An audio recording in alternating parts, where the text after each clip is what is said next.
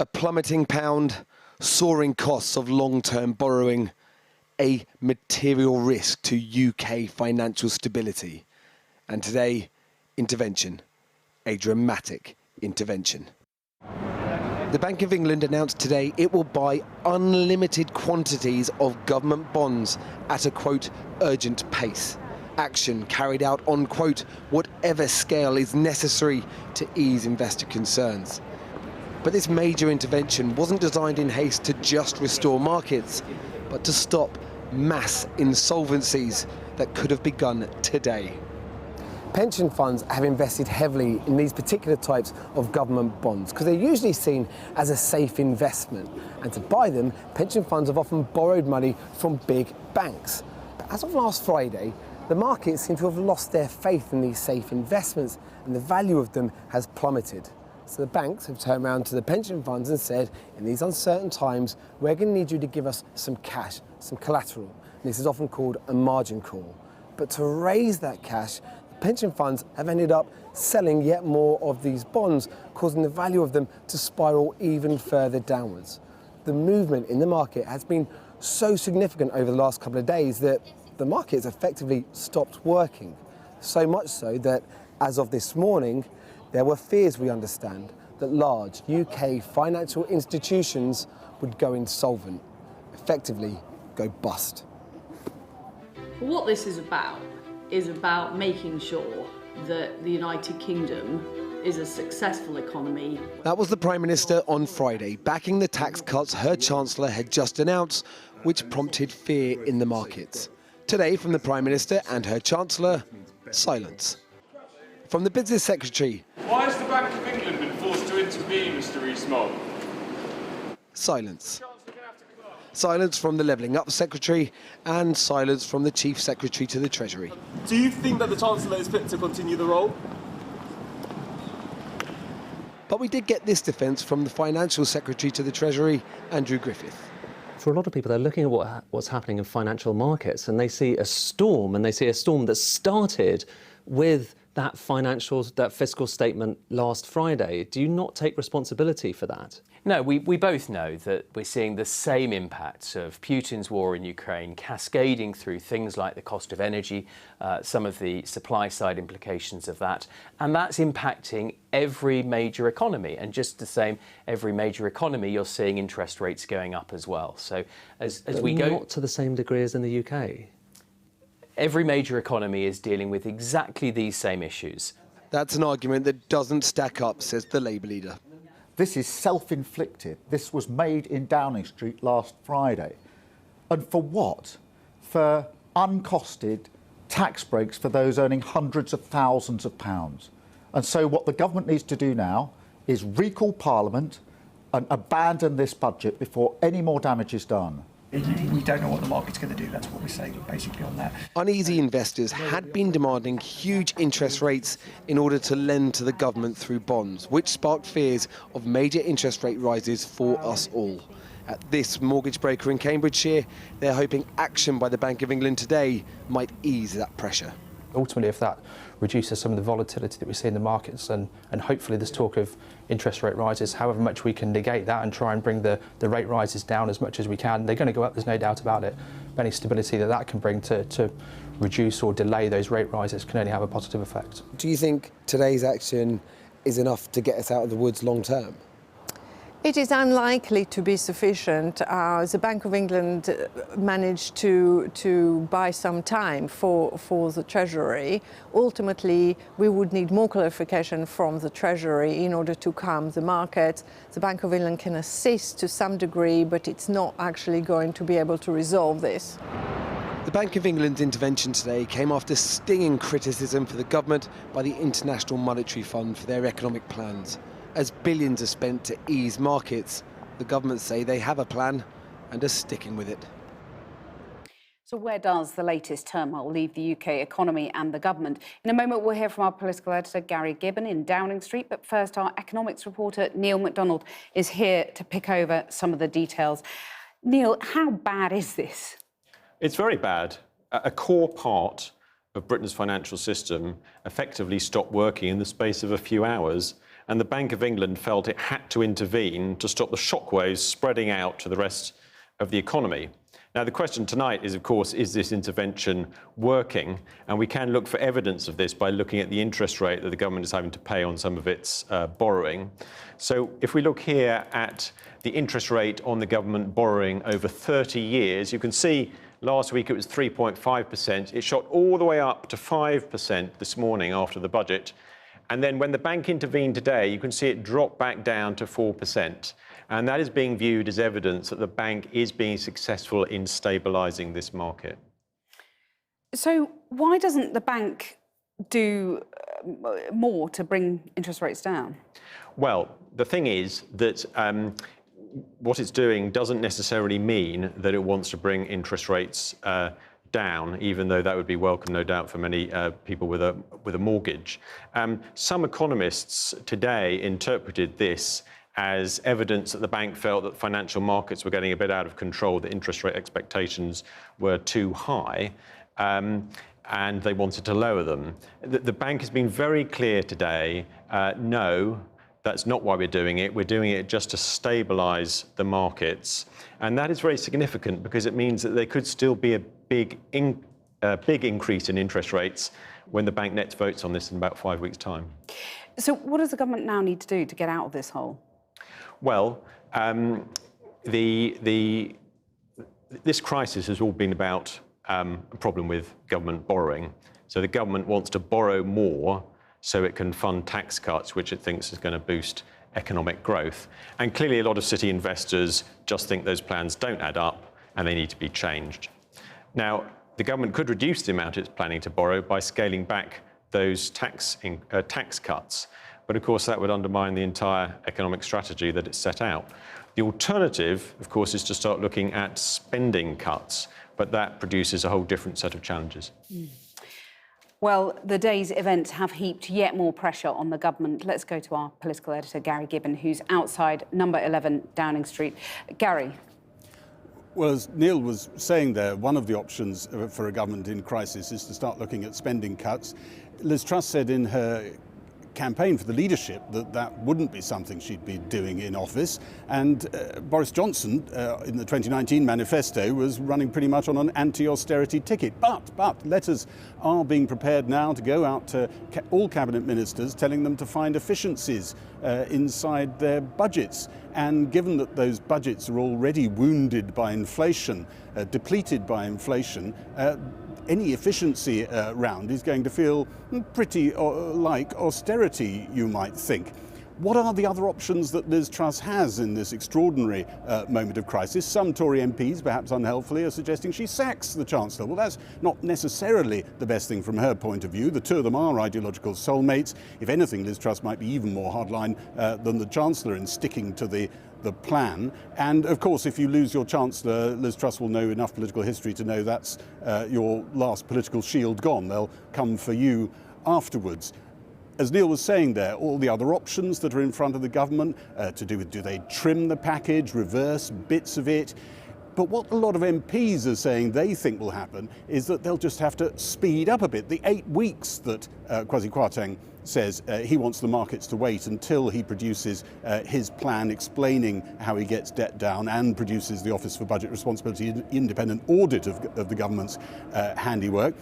It doesn't look as though the markets want to wait those 8 weeks. MPs think that might well have to be brought forward. The other thing MPs are saying is that what was known inside Liz Truss circles as Operation Rolling Thunder, the rolling announcements that they were planning of all the other supply side reforms that would accompany that mega so-called mini budget on Friday, those might all have to be trimmed. And when you're talking about changes to planning laws and all sorts of other reforms that the government was talking about, they won't be able to necessarily get those past Tory MPs. Liz Truss won't have the standing to do that. Now, inside government, they say the whole plan is utterly intact. That those reforms are absolutely central to reassuring the markets, and they're also saying that they really don't think, this is cabinet ministers saying they really don't think that Friday, the mega budget, had anything to do with the market's reaction. It was all actually about international events. Not a little bit to do with, not partial. They're saying it didn't have anything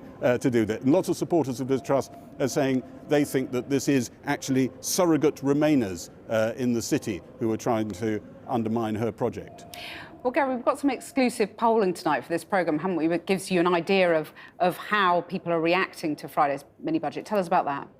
Yes, on one level, shock numbers. On another level, maybe not, because they are in line with some other recent polling by YouGov. This is a poll by Find Out Now and Electoral Calculus. You can see the headline numbers here. The Conservatives on 28%, Labour on 45%. That's pretty much a reversal of the last general election. So you can imagine Labour coming in with a majority that would be of an order that Boris Johnson came in with, if those numbers were to be a reality later in the day. This was conducted, interestingly, starting on the day of the budget and carried on for a few days afterwards, this poll. And people were also asked what they thought of the budget. Budgets famously start with quite good publicity and then diminish. This one had 14%, 14% of all voters saying they thought it was good or very good.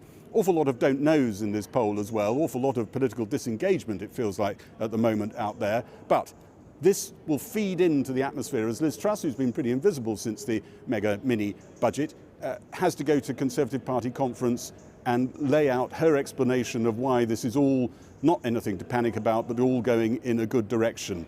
Tory MPs are talking about the idea that Liz Truss might not be there forever, but they're not really sure that they can really the public will tolerate another quick change of leader. Rishi Sunak, incidentally, not going to that party conference, said he wanted Liz Truss to have her moment.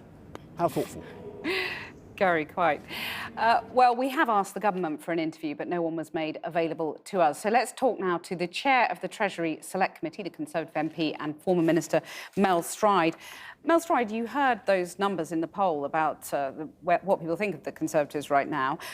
Do you fear this could cost the Tories their reputation for economic competence? May even already have done that? Well, it's clearly a very difficult economic situation, and I think competence is certainly being jeopardised at the moment, which is why we need to see improvements, and pretty quickly. And I think what that will mean is firstly leaving the Bank of England to make the various interventions it needs to make on the monetary side. We've seen a financial stability-based short-term intervention today, which at this moment in time appears to have been fairly successful. We also need to see the bank standing by with emergency interest rate increases if there's a huge amount of additional pressure now on sterling, and we need to listen to what they have to tell us at the beginning of November in terms of rate increases. But we need the government to now flesh out what the supply side improvements are going to be and how that's going to drive growth. Before November. Yes. So what we need, which is what we actually should have had, I believe, and was asking for at the time of the Friday statement, was an Office for Budget Responsibility forecast, which basically sets out what the fiscal targets are and shows how realistic the government's programme is in attempting to meet that target. Now, we haven't had that, and that's been part of the problem. But does the government also need to junk that top rate tax cut, in your view? Well, the top rate tax cut is politically difficult, but in terms of the economics of what's happening here, it's really a sideshow. It's a cost of about £2 billion in what were £45 billion worth of permanent tax cuts and a huge intervention to support energy prices. So I don't think economically it makes a lot of difference one way or another. So you're happy to back the finance bill as it stands with those tax cuts in it, are you? Well, I'll look at any bill and any piece of legislation and take a decision at the time. I have to say one thing, though, Cathy, which is to vote against a major fiscal measure within a finance bill is basically a vote of no confidence in the government. And I think any member of a governing party would have to think very long and carefully about that. So does the government still have your confidence as of tonight? Does Liz Truss, does her Chancellor? I think we're in very difficult position. It's not where I would have started from. But the government has my support in that I think now all my parliamentary colleagues should be uniting in this pursuit of growth to try and give this approach the very best chance of succeeding. But I have to say that I think all of this feels like a very big stretch. Right. So they just about have your confidence. You obviously voted for Rishi Sunak in the leadership contest. He warned of a run on the pound, and just exactly what he warned has come to pass. So do you hold Liz Truss personally responsible for what's happened since Friday? Or is it the fault of, is it just a sort of international situation, as some of your colleagues are saying? Well, it's certainly not the international situation. I mean, what is happening here in the UK in terms of the level of bond yields at 10 years gilts, etc., being up there with countries like Italy and Greece, the pressure on the pound, which is over and above just simply a story of dollar strength, and the intervention that the bank had to make on the financial stability grounds today is not the kind of thing that's going on in other economies around the world. So I'm afraid, you can't just step away and say, well, this has nothing to do with the economic policy that's being pursued. Mel Stride, thanks very much. Well, the Conservative MP and former Government Minister John Redwood has been a defender of the government's plans, and he joins us now from his Wokingham constituency. John Redwood, you heard your colleague Mel Stride there laying responsibility for this at the Prime Minister's door. I mean, in a matter of days, she's caused a run on the pound and on the pension funds. She's been rebuked by the IMF and bailed out by the Bank of England just in a matter of days. I mean, your party and the Prime Minister herself won't recover from this, will they? Well, of course you will, and I don't accept your analysis of what's going on. I think you have to understand this began with the Federal Reserve Board big increase in interest rates and statement that it wanted to see American rates go considerably higher. That led a bond rout, first of all hitting the American markets, and that poured over into the UK and European markets. And then at exactly the point where all that was happening, the Bank of England decided that it would start a sales campaign of some of the bonds it owns itself. And that was the accelerant to the decline in the British bond market. And it was only stopped today when the Bank of England announced that, at least temporarily, it will stop its excess selling. But what we've been experiencing is two central banks determined to drive up mortgage rates, and that's what they did. It's their fault, not the fault of the Prime Minister and the Chancellor. I'm just describing what happened in the markets. You could see today that as soon as the bank announced that it wasn't going to carry on selling government bonds for a bit, we had this huge bounce in the price of the bonds with, as you showed quite rightly on your graph. But they were forced to do that because of Liz Truss's policies, weren't they? No, they no, were no, forced they were to forced spend to do that £65 because billion. they were selling bonds into a very weak market, and they rightly reversed their policy. I wish they just said today that we won't be selling bonds from our portfolio anytime soon, all the time that long-term interest rates are this high, because that would have been an even better incentive for the market to deal with the people who were speculating against the price of these bonds and get them to lose a lot of money. So you don't think Liz Truss or Kwasi Kwarteng should take any responsibility for what has happened to people's pension funds and to people's mortgage costs? Well, I think the Prime Minister and the Chancellor take ultimate responsibility for economic policy. And they will obviously have their critics, as you voice every night on your programme. But you need to look, first of all, at what is actually happening. And you can't get away from the fact that the bonds were very, very weak in Britain, even weaker than they were elsewhere, and they were very weak elsewhere as well. And then as soon as the Bank of England said, you know what, we don't need to be selling these for the next few days, they had a huge bounce. And so the special British factor was the extra selling by the Bank of England, and the special British factor today that caused the biggest bounce in any of the bond markets around the world was that the Bank of England decided to stop. And I'm very glad the Bank of England decided to stop. Right. And I would say to the Bank of England, the great news is that your forecasts say that inflation is going to come tumbling next year. And I think you're actually right about that, Bank of England. And that means, Bank of England, that you've now got quite a tight monetary policy to deliver that. Unlike last year when the Bank of England got it completely wrong and allowed a big inflation. And you don't need to overdo it. You don't need to stick up people's mortgage rates anymore. You've done enough, and it's going to make sure that inflation comes under control. But I know you're a big supporter of these tax cuts, so I'm not going to ask whether you think those should be ditched. But is it right that government spending should be cut? What is left to cut? Liz Truss said she wouldn't during the leadership campaign. Well, I don't think anybody's suggesting that we're going to spend less next year than this, but I think it's quite right that the government should identify those areas where we can boost productivity, get better quality of service, What are those spend the money areas? more wisely. And that is something which all governments have to do all the time if they wish to be serious about running the public finances Name well. one thing And yes, that of course, could they wring should out be more efficiency. reviewing wasteful expenditure. Well, name one area of waste that should be tackled.